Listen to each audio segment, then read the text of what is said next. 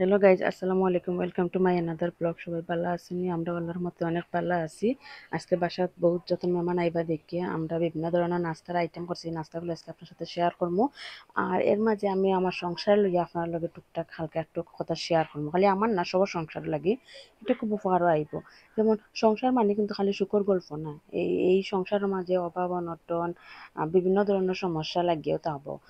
এরপরেও যদি আপনারা স্বামী স্ত্রী একলগে থাকে, একজনে আরেকজনের হাত শক্ত করে ধরলে, তাহলে যে কোনো বিপদ আপদেও কিন্তু এই সংসারও আপনার হানা দিতে পারে না।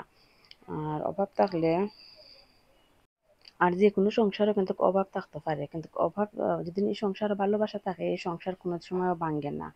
একটা বাসার টেকা না থাকলেও যদি সম্মান থাকে, ভালোবাসা থাকে, তাহলে এই গড়ও আল্লাহর রহমত থাকে। আর স্বামী স্ত্রীর বন্ধন খুব শক্ত থাকে। আর সমস্যা আইব যাইব, সবকিছু নিয়েই আমরা চলা লাগবো।